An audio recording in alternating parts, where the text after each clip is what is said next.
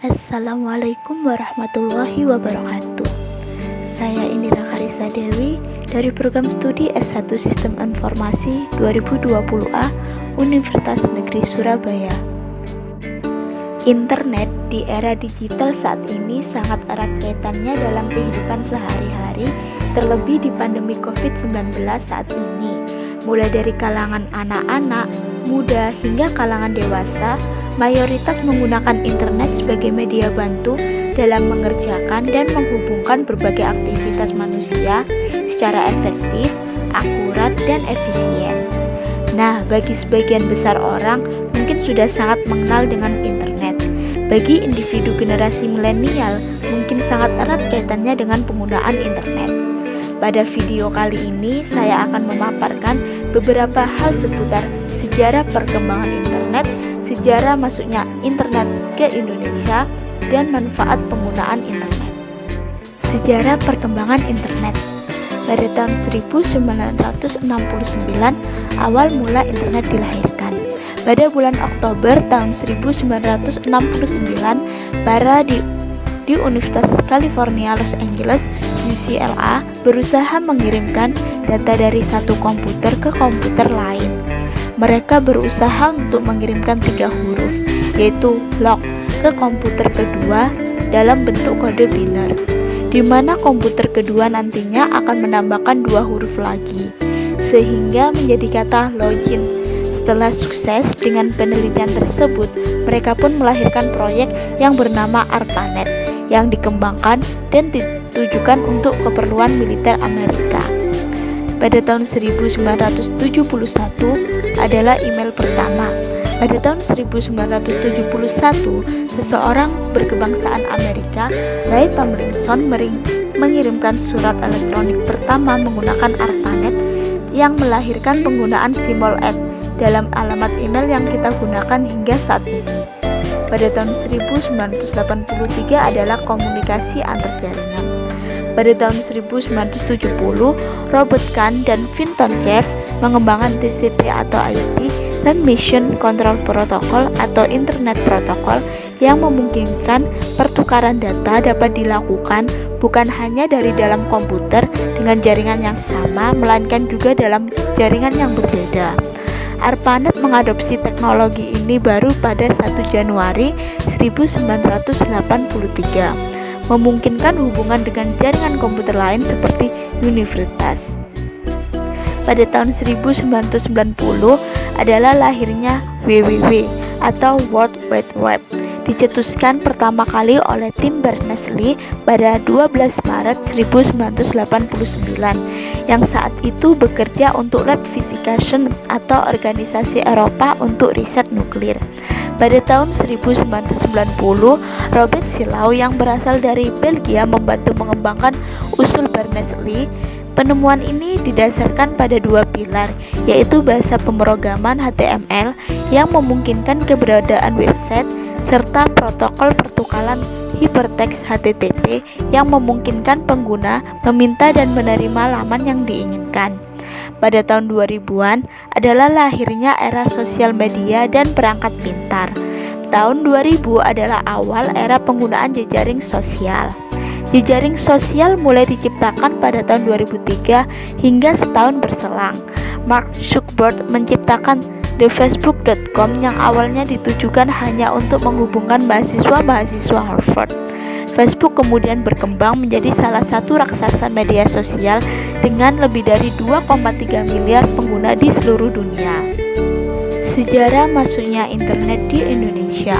Yang pertama, pada tahun 1980-an, jaringan komputer pertama yang masuk ke Indonesia melibatkan 5 universitas yang saling terhubung, yakni Universitas Indonesia atau UI, Universitas Terbuka atau UT, Institut Teknologi Bandung atau ITB, Universitas Gadjah Mada atau UGM, dan Institut Teknologi 10 November atau ITS dengan fasilitas dial-up yang disebut dengan Uninet. Jaringan ini akhirnya tidak berkembang karena terdapat masalah dalam kurangnya infrastruktur yang memadai. Yang kedua yaitu pada tahun 1986 hingga 1990. berawal dari tulisan-tulisan awal yang datang dari kegiatan di amatir radio, khususnya di Amatir Radio Club atau ARC ITB di tahun 1986. Dengan hanya modal pesawat transceiver HV-SSB Kenworth TS430 milik Harya Sudira Pratama atau YC1HJE dengan komputer Apple II milik Ono W. Purbo atau YC1DAV dan belasan anak muda ITB yang belajar bersama untuk mempelajari paket radio pada band 40 meter yang kemudian didorong ke arah TCP atau IP. Merekalah yang mulai mengkaitkan jaringan amatir bulletin board system atau BBS. Pada awal 1990-an, komunikasi antara Ono W. Purbo atau YC1DAV atau FE3 yang waktu itu berada di Kanada dengan rekan-rekan amatir radio di Indonesia dilakukan melalui jaringan amatir radio ini. Pada tahun 1992 sampai 1994, teknologi paket radio atau TCO/IP yang diadopsi oleh rekan-rekan BPPT, 8, UI, dan ITB yang kemudian menjadi tumpuan paguyuban net.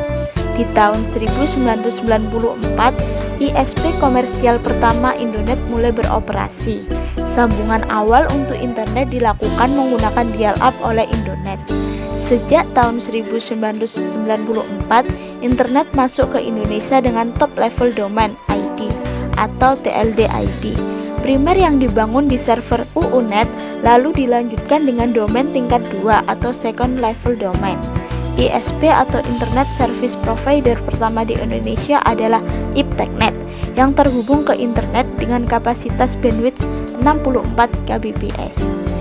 Yang keempat, pada tahun 1995 hingga sekarang, akhirnya akses internet Indonesia terus berkembang dengan seiringnya waktu. Indonesia dapat dibilang mengikuti perkembangan teknologi informasi dan komunikasi sampai sekarang ini. Menurut APJ 2, Asosiasi Jasa Internet Indonesia, lembaga yang dapat memperkirakan pengguna internet di Indonesia sampai tahun 2014 mencapai sekitar 88,1 juta dan itu diperkirakan terus meningkat karena diiringi teknologi mobile yang semakin canggih dan juga terjangkau. Banyak sekali manfaat yang kita dapatkan dalam penggunaan internet, di antaranya yaitu bidang informasi sosial dan hiburan, bidang bisnis, bidang kesehatan, dan bidang pendidikan. Bidang informasi sosial dan hiburan.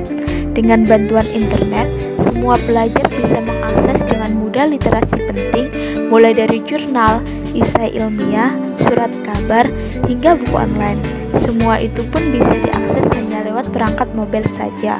Manfaat internet secara umum sangatlah banyak, termasuk sebagai media yang dapat menambah atau memperluas jaringan dan ruang pertemanan, terutama dengan makin berkembangnya media sosial.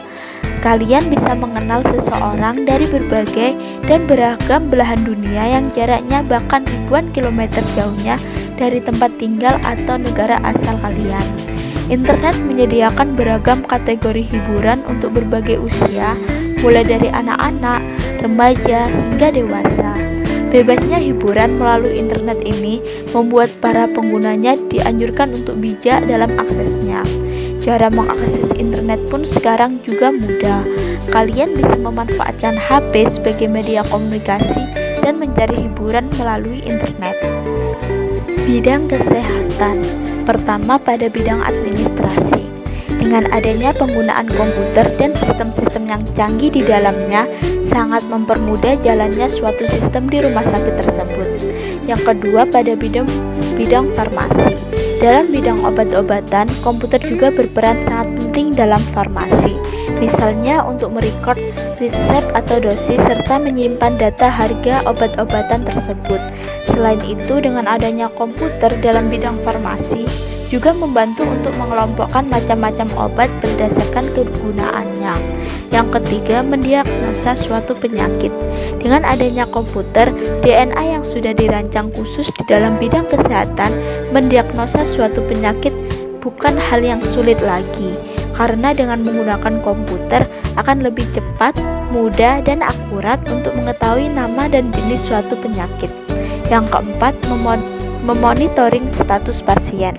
Pasien yang sudah pernah datang atau baru pertama kali berobat akan dengan mudah dilacak. Data-data personal pasien juga dengan mudah dilihat. Selain itu, dokter ataupun perawat dapat melihat rekaman hasil periksa, keluhan, dan riwayat penyakit sebelumnya yang pernah diderita oleh si pasien. Bidang bisnis. Dengan layanan internet ini, komunikasi dengan pelanggan dan calon pelanggan bisa berjalan dengan lancar. Kemungkinan terjadi salah paham bisa diatasi dengan mudah. Melakukan promosi dengan internet akan membuat kamu mudah sekali melakukan inovasi. Promosi ini bisa dilakukan dalam bentuk konten yang bermanfaat yang disisipi dengan promosi ringan. Konten ini bisa disebar di media sosial atau ditaruh di website. Dengan menggunakan internet, bisnis yang dilakukan bisa berjalan selama 24 jam. Kalau memanfaatkan web, penjualan bisa dilakukan kapan saja dan berjalan tanpa henti. Yang bisa kalian lakukan adalah melakukan pengecekan rutin setiap pagi atau siang untuk menanggapi transaksi yang terjadi. Bidang pendidikan. Manfaat internet di berbagai lembaga pendidikan, khususnya sekolah di era kini yang tidak tertinggal, mempermudah pengaturan sistem administrasi. Kini sistem akademik bisa diurus dari mana saja tanpa harus pergi ke sekolah. Proses mudah mengurus data dan dokumen akademik di seluruh lembaga pendidikan tersebut merupakan salah satu manfaat internet bagi pendidikan. Bahkan, kini tidak hanya pada sistem akademik, segala sistem kependidikan juga bisa diakses lewat internet, mulai dari pendaftaran sekolah, perekrutan pegawai, hingga sistem pada berbagai tingkat ujian. Sekian pemaparan mengenai sejarah internet. Semoga bermanfaat bagi kita semua. Apabila ada salah kata, saya mohon maaf. Wassalamualaikum warahmatullahi wabarakatuh.